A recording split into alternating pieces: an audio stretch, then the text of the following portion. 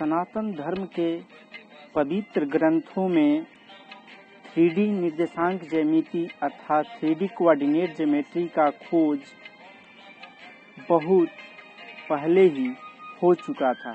जी हाँ, सनातन धर्म के पवित्र ग्रंथों में 3D निर्देशांक ज्यामिति का खोज बहुत पहले हो चुका था। ये है वेद बनाम विज्ञान। इस एपिसोड में आप सभी देखेंगे कि किस तरीके से भारतीय प्राचीन ग्रंथों में 3D निर्देशांक ज्यामिति का वर्णन मिलता है।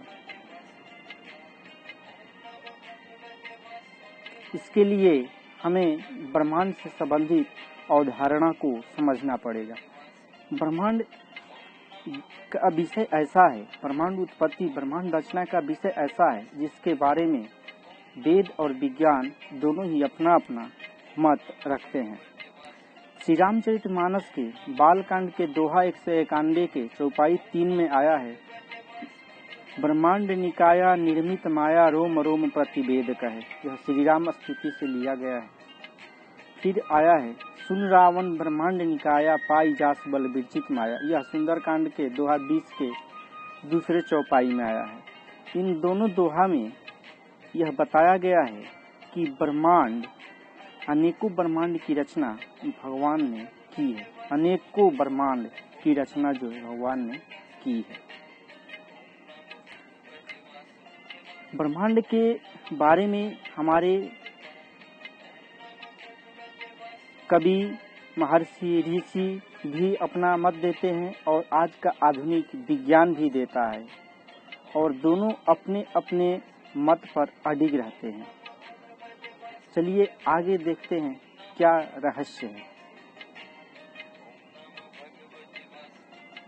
विज्ञान के अनुसार, देखिए यहाँ पे विज्ञान के अनुसार सर्च किया गया है, number of galaxy in our universe. हमारे ब्रह्मांड में कितनी गैलेक्सियां हैं? 100 बिलियन।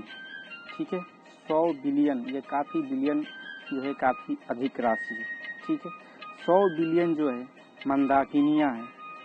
आगे विज्ञान में भी बताया गया है कि एक मंदाकिनी में, केवल जो हमारा मंदाकिनी है जिसमें हम लोग हैं, जिसका नाम आकाश गंगा है, जिसको अंग्रेजी में मिल्की वे कहते हैं, उसमें 100 से 400 जो है तारे हैं।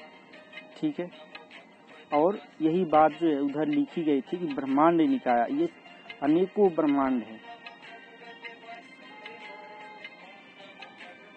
और आगे फिर आया है सुंदरकांड के दोहा 56 में, अति कोमल रघुवीर सुभाऊ यद्यपि अखिल लोक कर राऊं।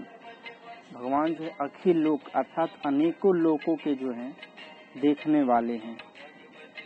ठीक है, जैसे बहुत सारे लोकों का नाम आता है, कैसे पृथ्वी लोक, यमलोक, यमलोक से धारणा एक शब्द होता है, स्वर्ग लोक, ब्रह्म लोक, पाताल लोक, नरक लोक, आदि लोक। ठीक है, अब पृथ्वी लोक को मृत्यु लोक कहा जाता है। जब पृथ्वी जैसे एक ग्रह को लोक की दर्जा दी जा सकती है, तो पृथ्वी से जो बड़े 4 ग्रह हैं जिन्हें गैसीय ग्रह के नाम से जाना जाता है, बृहस्पति ग्रह जो है बाकी सबको जोड़ के उसका 2.5 गुना है, शनि ग्रह है, वरुण ग्रह है, अरुण ग्रह, ये सारे पृथ्वी से बड़े हैं।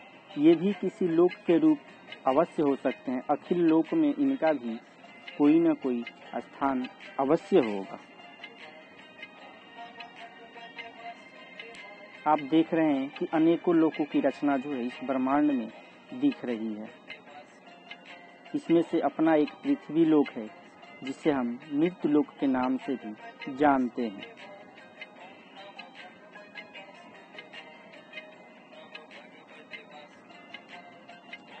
फिर इसके विपरीत जो है, जहां अनेकों ब्रह्मांड की बात की गई है और विज्ञान भी अनेकों ब्रह्मांड का समर्थन कर रहा है, ठीक इसके विपरीत एक बात, माने शास्त्र का विरोध शास्त्र ही कर रहा है। क्या इसके पीछे कुछ रहस्य है या इसको समझना पड़ेगा। जो है अरण्यकांड के सोठा 3 के तीसरे छंद में आया है, प्रलंब बाहु विक्रम प्रभोअमेयम वैभवम निसंग चाप सायकम धर त्रिलोक नायकम। अर्थात 3 लोक होने की बात की गई है। आगे है, सोई विजयी विनयी गुण सागर तासु सुजो त्रैलोक उजागर, प्रभु की कृपा भयं सब काजू, जन्म हमार सुफल बाजू। यह जो है सुंदरकांड के दोहा 29 में आया है। यहाँ पे दो विरोधी बातें एक साथ हो रही हैं। कौन कौन सी? एक की ओर कहा गया है कि ब्रह्मांड निकाया, अनेकों ब्रह्मांड, अखिल लोक, अनेकों लोक। और वहीं पे फिर दूसरी बात कही जा रही है कि 3 लोक। कैसे? अगर लोक अनेक हैं, ब्रह्मांड अनेक है, अगर एक ब्रह्मांड में एक लोक भी होगा तो इससे साबित होता है कि लोक भी अनेक होंगे। लेकिन यहाँ पे अरण्यकांड और ये सुंदरकांड में 3 ही त्रैलोक होने का जो है, 3 ही त्रैलोक होने पर जो है बल दिया गया है। इसका क्या रहस्य है? देखिए यहाँ पर जो है आया है, राम कृपा अतुलित बल तिन्हि, तीर्ण समान त्रैलोक ही गनहि। राम की कृपा से जो त्रैलोक है वो भी तिनके के समान हो जाता है। 14 भुवन एक पति होई, भूत द्रोह तिष्ठा नहीं सोई। और यहाँ पे 14 भुवन का जो है एक ही स्वामी होने की बात जो है की जा रही है। ये सुंदरकांड से दोनों पंक्तियां जो है ली गई हैं। वहीं दूसरी ओर ब्रह्मांड निकाया, 200 बिलियन मंदाकिनियां और एक मंदाकिनी में 100 से 400 जो बिलियन तारा होने की बात कही गई है। और वहीं दूसरी ओर जो है 3 ही त्रिलोक और 14 भुवन की परिकल्पना की बात की गई है। तो इसके पीछे क्या रहस्य है कि एक ओर अनेकों ब्रह्मांड है और 3 ही त्रिलोक 14 भुवन है, अनेकों ग्रह उपग्रह तारे नक्षत्र पृथ्वी जैसे दिखने वाले अनेकों ग्रहों की खोज हो रही है। ऐसे में क्यों कहा जाता है कि 3 ही त्रिलोक और 14 भुवन है?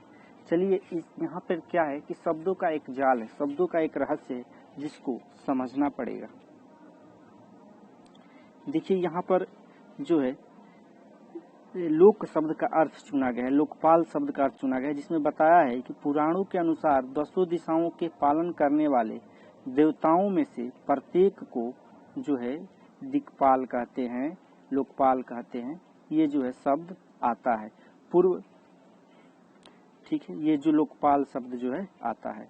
अगला जो है 14 भुवन, तो पृथ्वी के ऊपर नीचे के कल्पित स्थान, पुराण जिनकी संख्या 14 है, पुराणों अनुसार जिनकी संख्या 14 है। पृथ्वी के आगे पीछे का कल्पित माध्य होता है, जैसे बीच का, वैसे ही कल्पित जो स्थान होता है उनको 14 बताया गया है। अर्थात जो लोक शब्द है और भुवन शब्द है इसके दो अर्थ हैं। देखिए लोक शब्द का जो है अर्थ अलग अलग होता है। लोक माने लोग भी होता है, जैसे कहा जाता है लोक लज्जा, ठीक है। लोक कथा माने लोगों के अर्थ में हो गया। लोक सभा माने लोगों की सभा, और एक लोक स्थान के अर्थ में हो जाता है और एक हो जाता है लोकपाल, जैसे जो दिशाओं के अर्थ में है। तो यहाँ पर जो त्रैलोक शब्द किया जाता है वो दिशाओं को संकेतित करने के लिए जो है त्रैलोक शब्द का प्रयोग में लाया गया है। चलिए अब इसको हम देखते हैं कि क्या सच में दिशाओं का संबंध लोक से है। तो इसके लिए जो है बालकांड के दोहा 181 में आया है कि दिग्पालन के लोक सुहाए। देखिए दिग माने दिशा होता है, दिग्पाल के लोक अर्थात दिग्पाल का दिशा का लोक।